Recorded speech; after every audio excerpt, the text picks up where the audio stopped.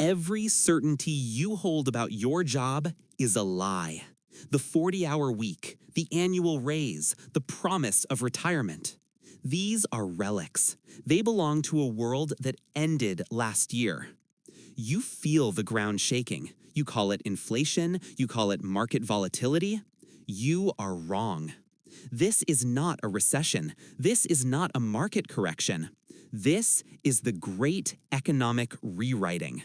It is rewriting money. It is rewriting status. It is rewriting your fundamental human purpose. We are not talking about robots on the factory floor anymore. We are talking about algorithms wearing suits. They are sitting at the desk next to you. They are writing the code faster than you. They are analyzing the data better than you. Are you prepared for an economy where 40% of the tasks you currently do vanish in the next 60 months? It's happening now. It is accelerating. We need to stop pretending. We need to look straight into the face of displacement. In this deep dive, we will chart the complete economic forecast from 2025 to 2035. We will identify the precise timeline of job collapse. We will name the winners and the losers. Most importantly, I will give you the blueprint, the necessary steps to ensure your survival. This is not fear-mongering. This is mandatory preparation. Stick with me. Everything you think you know about work is about to shatter. AI is not merely a tool, it is a competitor. While executives focus on Q4 earnings, the invisible replacement is already underway. The problem is speed. The adoption curve is vertical. Think about the time it took for the telephone to reach 100 million users: 75 years. The internet took 7 years.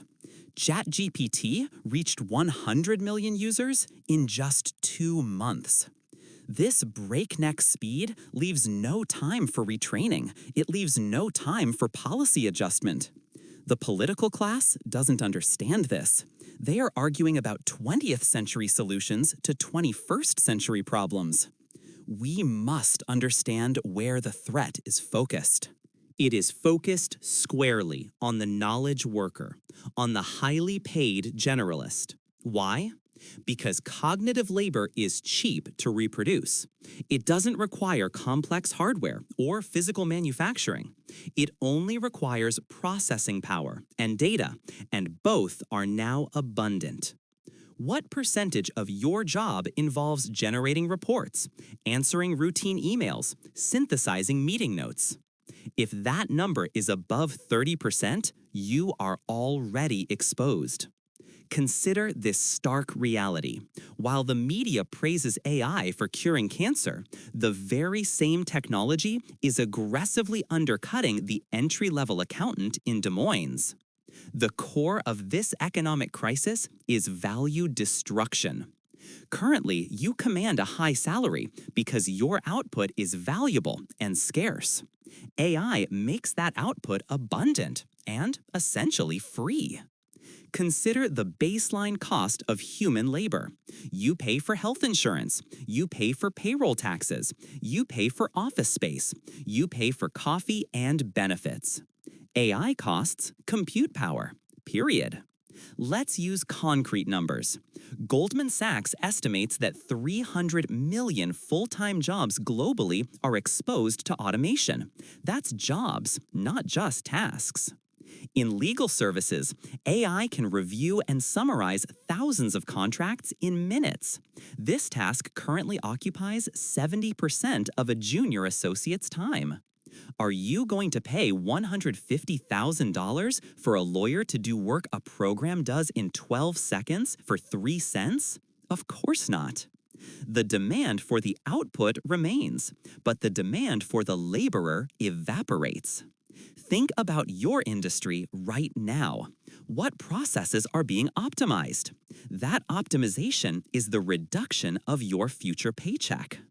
Is your company telling you to use AI to be more productive? They aren't asking you to generate more revenue. They are asking you to do two jobs for the price of one. They are preparing the ground for your eventual replacement. Are we witnessing the death of the efficient middle class? The end of work is not just about income. It strikes at the heart of our identity. Human society is structured around a powerful triad: money, status, and purpose. AI destroys all three simultaneously. First, money, the devaluation of credentials. Your college degree used to guarantee access to the middle class. That guarantee is gone. The new currency is not credentials, it is leverage. Imagine two programmers. One writes code line by line. The other uses AI tools to manage an entire codebase operating 10 times faster. The company doesn't need 10 programmers anymore. They need one highly leveraged specialist. While the cost of living keeps rising due to inflation, the value of routine labor is plummeting towards zero. This creates a massive, unsustainable divergence. The middle class survives on predictable, linear income growth. AI introduces exponential degradation. Can your skills appreciate faster than AI technology iterates? Most people cannot. We are quickly moving toward an economy where only two types of people earn money: those who build the AI and those who expertly wield the AI to solve critical human problems. Everyone else becomes economically peripheral. Second, status, the end of the career ladder. Why does status matter? Because it dictates access. It defines community. It provides structure. The traditional career ladder is vertical. You climb from associate to manager to director. This climb provides status. AI flattens that structure. If an AI system can manage 50 junior analysts, do you need 4 layers of middle management? No, you need one human overseer. This displacement hits people in their 40s and 50s the hardest. They invested decades into climbing a ladder that AI just sawed off at the third rung. They have high mortgages. They have kids in college. They have highly specialized, rigid skills. They cannot pivot easily. Imagine a world where Director of Operations means nothing. Your title is obsolete. Your LinkedIn profile is meaningless. Your status used to be tied to your output. Now, the machine is the output engine. This leads to massive social friction.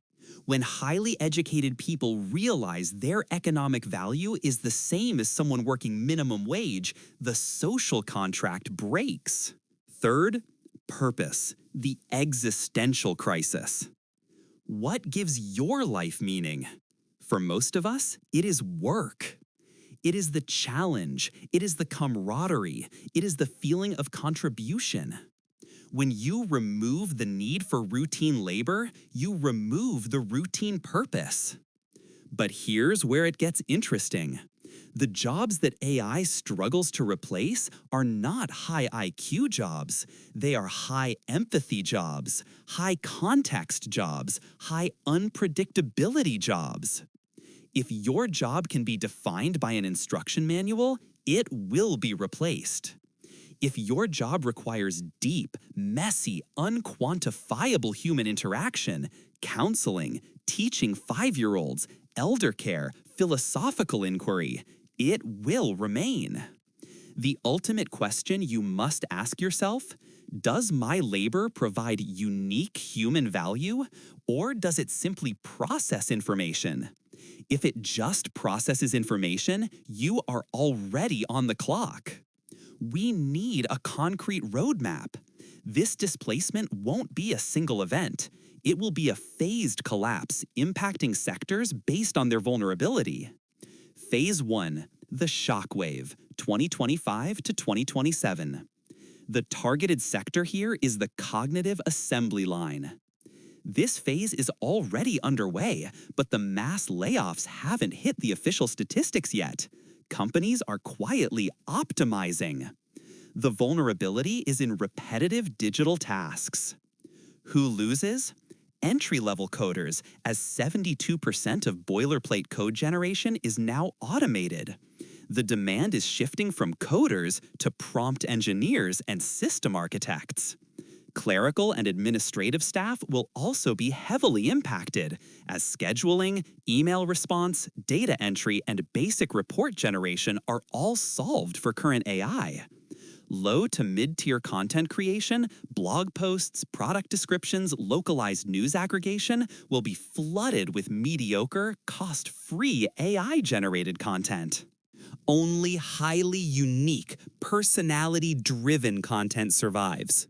Finally, the help desk, where customer service representatives who handle Tier 1 and Tier 2 queries are replaced by sophisticated large language models which scale infinitely.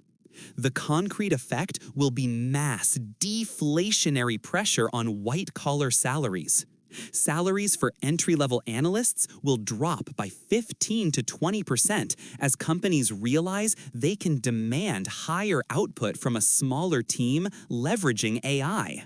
Phase 2, the chasm, 2028 to 2031. This phase targets expertise and mid-management. This is when the impact moves up the hierarchy.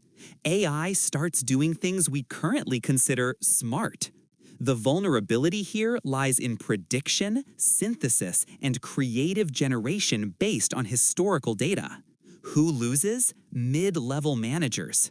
AI excels at resource allocation, team tracking, and performance analysis. The role of the human manager becomes focused only on conflict resolution and motivation, not logistics. Accountants and financial analysts will see their roles diminish as AI models predict financial outcomes with greater accuracy and less bias than human analysts, making compliance auditing instant. High-end creative professionals like graphic designers, video editors, and sound engineers will find that the ability to generate high-fidelity, customized assets on demand means fewer specialized artists are needed. They become directors, not doers. And finally, the highly trained specialist, radiologists, paralegals, market researchers. Their expertise is codified and operationalized by AI that can access millions of relevant data points simultaneously. Imagine a world where a small investment bank operates with 3 people and 100 AIs, outperforming rivals with 500 employees. Where do those 497 people go? This phase creates the chasm. The gap between the hyper-leveraged and the displaced becomes insurmountable. Phase 3, the integration, 2032 to 2035 plus. This final phase targets physical and complex systems. Robotics finally catches up, fueled by AI vision and control systems. The vulnerability here is in repetitive physical tasks requiring dexterity and high awareness, and the integration of cyber and physical systems. Who loses?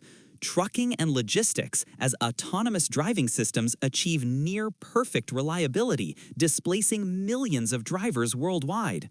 Warehouse and manufacturing labor will be replaced as robotics become cheap, mobile, and versatile, allowing small and mid-sized businesses to afford comprehensive automation packages.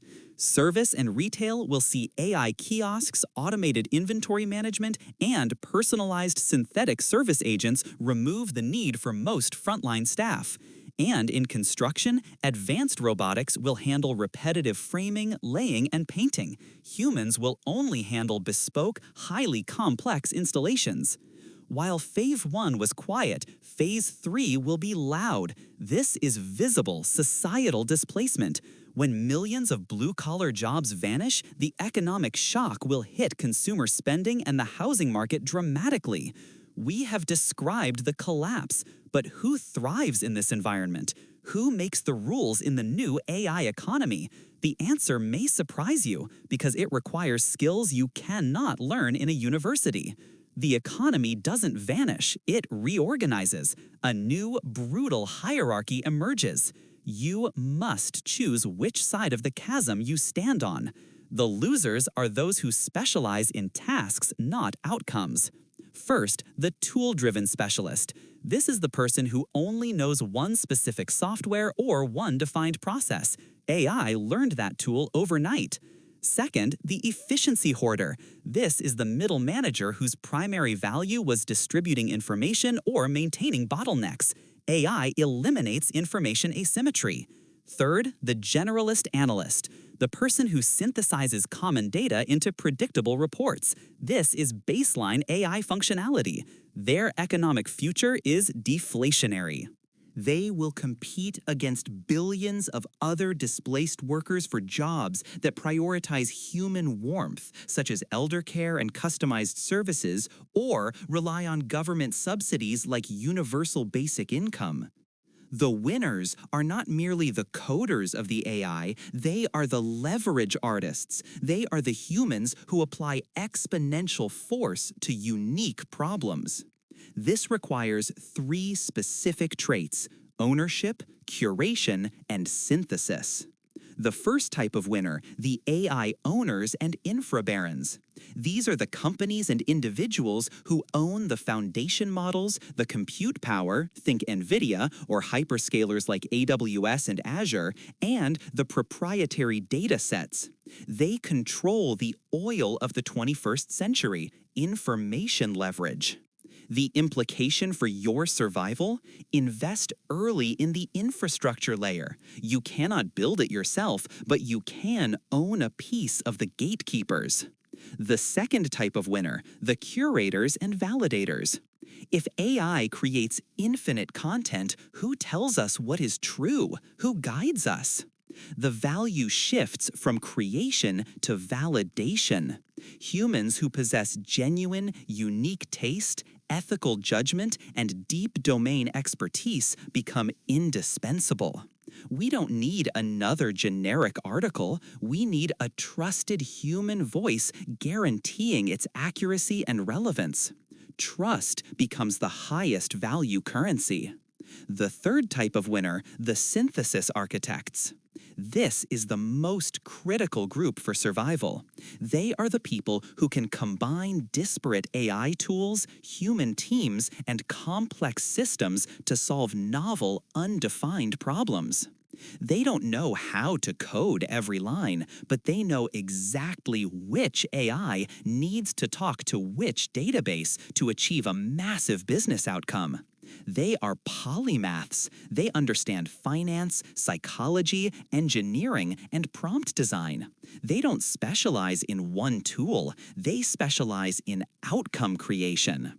The future is not about escaping AI. It's about merging with it.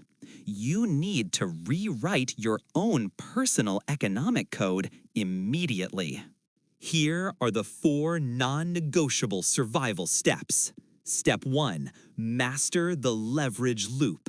Stop thinking about a job description, start thinking about leverage. If you can increase your output by 10x using AI, but your company only pays you 1.5x more, you are being exploited. Your action item: focus 80% of your energy on acquiring AI fluency in your domain. You must become a prompt master. You must know the limitations of the models. You must know how to chain systems together.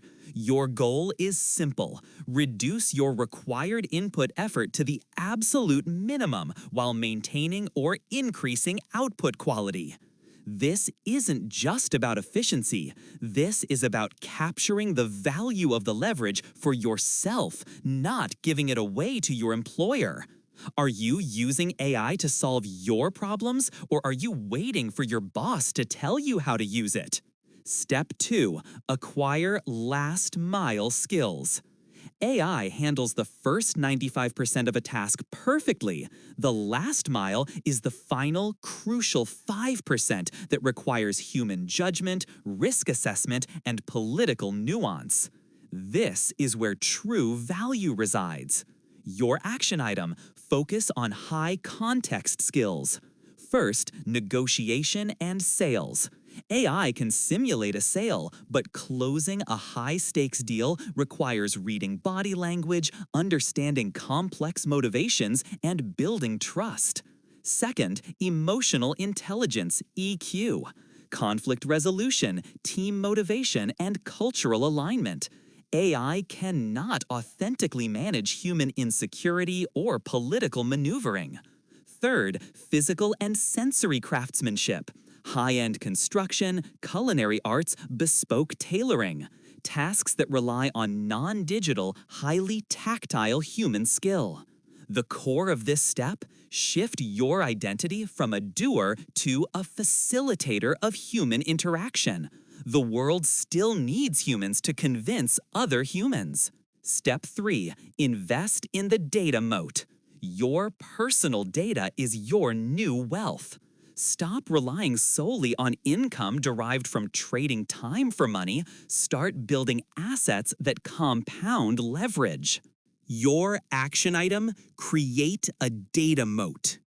Build a repository of proprietary, structured information that AI cannot easily access or replicate. This could be a highly niche, curated audience through a newsletter or a community. It could be a unique data set of human behavior in a specific domain. Or it could be a body of work stamped with an unreplicable personality and ethics. While the mass content market sinks into mediocrity, your specialized data becomes a valuable, defensible asset. Step 4. Redefine purpose and status. We must address the psychological damage of the great rewriting. If your job vanishes, your purpose cannot vanish with it. Your action item: decouple identity from income. Find alternative sources of status and purpose that are immune to automation. These are often community-focused, service-oriented, or deeply intellectual. Your status should derive from your ability to contribute to your community, not your quarterly bonus. This is not easy. It requires an internal philosophical shift that defies decades of conditioning. But it is essential for mental survival. Imagine a world where the most respected person is not the CEO, but the one who organizes the local food bank or mentors the youth. Status returns to genuine human contribution. We have covered the blueprint, but there is one final terrifying reality about money and AI that most people refuse to acknowledge. It dictates the timeline for everyone. The ultimate truth of the end of work is this: it creates abundance, but it destroys distribution. AI generates infinite wealth for the owners, but it offers zero mechanism for that wealth to flow back to the displaced worker through wages. This means the economic restructuring we predicted, 2025 to 2035, is happening faster than governments can react. Remember the lie we discussed at the beginning? The lie of stable, predictable work. That lie is now exposed. The time for preparation is over. The moment for action is critical. You cannot afford to wait for the government to save you. They won't. You cannot wait for your employer to train you. They are optimizing you out of existence. Your survival hinges on embracing two core truths. First, exponential thinking. Stop thinking 10% annual improvement. Think 10x leverage. Second, human scarcity. Invest in skills that require empathy, context, and unique moral judgment. This is the great challenge of our age. It is painful. It is terrifying. But it is also the greatest opportunity in human history to redefine what it means to live a meaningful life, detached from the exhausting necessity of routine labor. Choose your side now. Master the leverage. Build the moat. Find your true purpose. The rewriting is underway. Do not be erased by the update.